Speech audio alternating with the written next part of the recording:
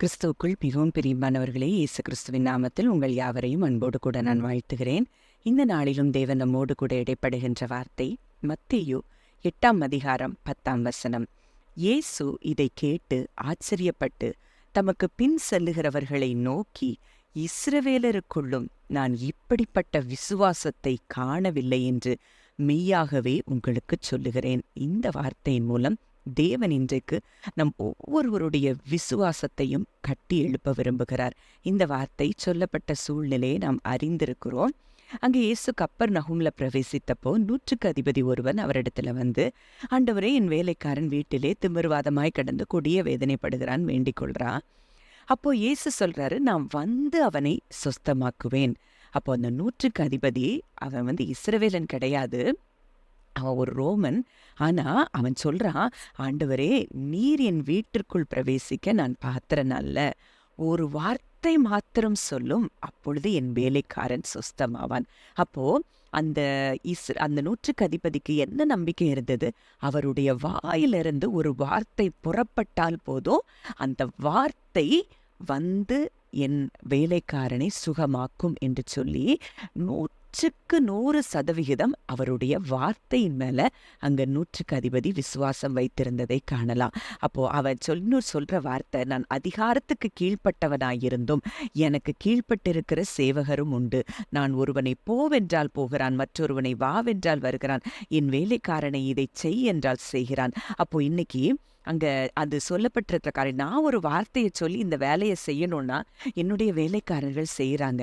அதே மாதிரிதான் நீங்க ஒரு வார்த்தையை அனுப்பிட்டீங்கன்னா அந்த வேலை நிச்சயமா நடக்கும். நீங்க என் வேலைக்காரனுக்காக ஒரு வார்த்தைய சுகமளிக்கும்படி ஒரு வார்த்தையை நீங்க சொன்னீங்கன்னா நிச்சயமா என் வேலைக்காரன் சுகமாவான் அப்படின்னு சொல்லி தேவனுடைய வார்த்தையின் மேலையும் அவருடைய வார்த்தைக்கு மேல இருந்த அதிகாரத்தையும் வல்லமையையும் அவன் அறிந்து வைத்திருந்தான். அதனாலதான் ஆண்டவர் சொல்றாரு, இஸ்ரவேலருக்குள்ள கூட நான் இப்படி விசுவாசத்தை பார்க்கல. ஏன்னா அவர் எத்தனையோ பேர் அவர்கிட்ட வந்தவங்க எல்லாரும், ஆண்டவரே, நீர் வந்து சுகமாக்கும், நீர் தொட்டு சுகமாக்கும் அப்படின்லாம் சொல்றத எத்தனையோ சூழ்நிலைகள்ல அவர் பார்க்கிறாரு. ஆனா இஸ்ரவேலில் இல்லாத ஒருவன், அங்க ரோம போர்ச்சேவன், அங்க 100க்கு அதிபதி அங்க என்ன சொல்றான்? நீர் ஒரு வார்த்தை சொன்னால் போதும். அப்ப இப்படிப்பட்ட விசுவாசத்தை தான் தேவன் இன்றைக்கு நம்மிடத்திலும் எதிர்பார்க்கிறார். இன்றைக்கு நம்ம அவருடைய வார்த்தையின் மேல எவ்வளவு விசுவாசம் வைத்திருக்கிறோம்? இன்றைக்கு வேத புத்தகம் முழுவதும் அவருடைய வார்த்தை, அவருடைய வாக்குத்தத்தங்கள் நமக்கு கொடுக்கப்பட்டிருக்கிறது. அப்போ எழுதப்பட்ட அந்த வார்த்தைகளை அதை நம்ம எடுத்து பேசும்போது எந்த சூழ்நிலைக்கு எந்த வார்த்தை பேசணும்னு வேதத்துல நமக்கு சொல்லப்பட்டிருக்கிறது. அந்த வார்த்தையை சொல்லும்போது, விசுவாசத்தோடு சொல்லும்போது, நம்ம பேசும்போது அந்த காரியம் அப்படியே நடக்கும். அதுல தான் மார்க்ல பார்க்கிறோம், இந்த மலையை பார்த்து பெயர்ந்து சமுத்திரத்திலே தள்ளுண்டு போ என்று சொல்லி தன் இருதயத்தில் சந்தேகப்படாமல் விசுவாசித்தால் அவன் சொன்னபடியே ஆகும்.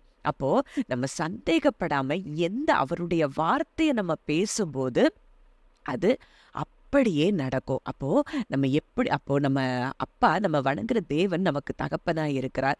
நம்ம அழுது ஜெபித்தாலும் நமக்கு கேட்பாரு.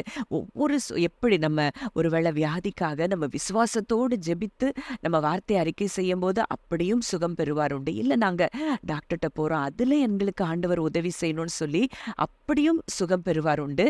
ஆனா அது எல்லாவற்றுக்கும் மேல உள்ள விசுவாசம் என்ன அப்படின்னா, அவர் வார்த்தை சொல்லுது, நான் சுகமாயிட்டேன், அதனால நான் சுகமானேன் என்பதுதான் நிச்சயம் அப்படிங்கிற அந்த உறுதியோடு அந்த வார்த்தையை அறிக்கை பண்ணி சுகத்தை பெற்றுக்கொள்வது மிகப்பெரிய விசுவாசமாய் வேதத்திலே எழுதப்பட்டிருக்கிறதை நம்ம பார்க்கலாம்.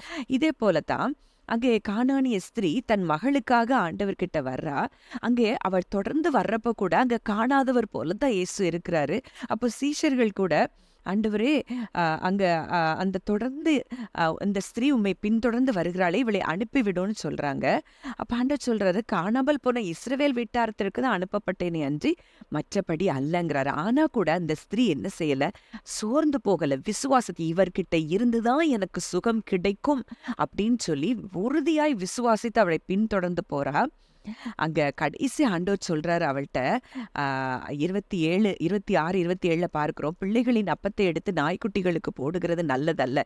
ஏன்னா பிள்ளைகளுக்கு தான் சுகம் என்கிற அப்பம் உண்டு அப்படின்னு சொல்றாரு. ஆனாலும் மேஜையின் கீழ் இருக்கிற துணிக்கைகளை நாய்க்குட்டிகள் தின்னுமே அப்படின்னு சொல்லும்போது அவளுடைய விசுவாசத்தை பார்த்து அங்கே இயேசு கிறிஸ்து அங்கே அசந்து போகிறத நம்ம பார்க்கிறோம். இயேசு அவளுக்கு பிரதியுத்தரமாக, ஸ்திரீயே, உன் விசுவாசம் பெரிது, நீ விரும்புகிறபடி உனக்கு ஆக கடவுது. அப்ப அவ மனதுல என்னதை விரும்பி வந்திருந்தா?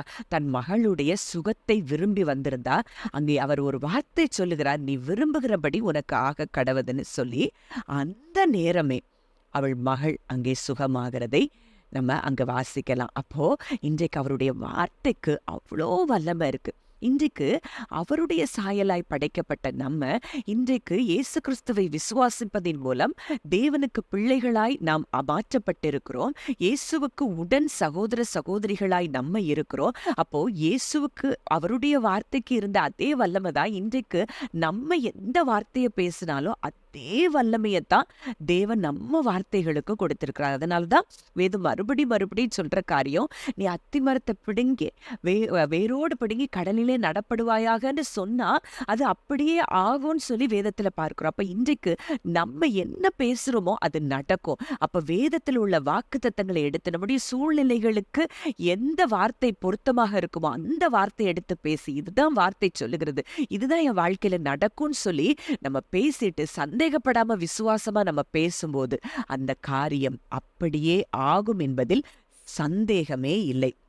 இதனாலதான் நம்ம பார்க்கிறோம், அங்க ஆபிரகாம் கூட ரோமர் 4 அதிகாரம் 18, 19, 20, 21 அங்க சொல்லப்பட்டிருக்கிற காரியம், உன் சந்ததி இவ்வளவா இருக்கும் என்று சொல்லப்பட்டபடியே தான் அநேக ஜாதிகளுக்கு தகப்பனாவதை நம்புகிறதற்கு ஏதுவில்லாதிருந்தும் அதை நம்பிக்கையோட விசுவாசித்தான். ஏன் அதை நம்பிக்கையோட விசுவாசிக்கிறான் அப்படின்னு சொல்லி பார்த்தோம் அப்படின்னா, தேவனுடைய வாக்குத்தத்தத்தை குறித்து அவன் அவிசுவாசமாய் சந்தேகப்படாமல் தேவன் வாக்குத்தத்தம் பண்ணினதை நிறைவேற்ற வல்லவர் என்று முழு நிச்சயமாய் நம்பி தேவனை மகிமைப்படுத்தி விசுவாசத்தில் வல்லவனானான். இன்னைக்கும் நம்ம கையில தான் இந்த வேதம் இருக்குது. நம்ம கையில தான் அத்தனை வாக்குத்தத்தங்களையும் தேவன் கொடுத்திருக்கிறார். அவரால் சொல்லப்பட்ட வாக்குத்தத்தங்கள் தான் இன்றைக்கு எழுதப்பட்டு நம்ம கையில கொடுக்கப்பட்டிருக்கிறது. நம்ம அதை விசுவாசத்தோடு எடுத்து பேசும்போது நிச்சயமாய் அந்த காரியம் நம் வாழ்க்கையில நடக்கும். 100 வயதுல ஆபிரகாமுக்கு அந்த வாக்குத்தத்தம் நிறைவேறி இருக்கும் என்றால் தேவனுடைய வார்த்தை அது ஒரு நாளும் வெறுமையாய் திரும்பாது என்பதை நம்ம அறிந்து கொள்ள வேண்டும். இன்றைக்கும் நம்ம விசுவாசத்தில் வல்லவர்களா, அவருடைய வார்த்தையின் மேல விசுவாசம் உள்ளவர்களா, இன்றைக்கு பலவீனப்பட்டிருக்கிறீங்களா? இல்ல நீங்க சுகமாயிட்டீங்கன்னு வேதம் சொல்லுது. நீங்க கடன்ல இருக்கிறீங்களா? இல்ல நீங்க கடன் கொடுப்பீங்கன்னு வேதம் சொல்லுது. நீங்க உங்க சூழ்நிலைகள் எல்லாம் போராட்டமாய் கொந்தளிப்பாய் இருக்குதா? ஆண்டவர் சொல்றாரு, இறையாதே, அமைதலா இருன்னு சொல்றாரு. நீங்க அந்த வார்த்தையை பேசுங்க, உங்க சூழ்நிலைகள் அப்படியே மாறும். ஒருவேளை நீங்க குழந்தை இல்லைன்னு சொல்லி நீங்க கவலையோடு இருக்கிறீங்களா? ஆண்டவர் சொல்றாரு, கர்ப்பத்தின் கனி அவரால் கிடைக்கும் பலன். அப்ப இன்றைக்கு அவருடைய பிள்ளைகளாய் நீங்க இருக்கிறீங்கன்னு ஆபிரகாமின் ஆசீர்வாதம் உங்களுக்கு உண்டுன்னு சொல்லி வேதம் சொல்லுது. நிச்சயமாய் உங்களுக்கு குழந்தை பாக்கியத்தை கர்த்தர் தருவார். இன்னும் என்னென்ன காரியங்களுக்காக நீங்க ஜெபித்து கொண்டு இருக்கிறீங்களோ அவருடைய வார்த்தையை விசுவாசிக்க ஆரம்பிங்க, அவரை மகிமைப்படுத்த ஆரம்பிங்க. நிச்சயம் அந்த காரியங்கள் உங்க வாழ்க்கையில வந்து பலிக்கும். ஜெபிக்கலாம். நல்ல தகப்பனே, நன்றியோடு உம்மை துதிக்கிறோம், ஸ்தோத்தரிக்கிறோம் அப்பா.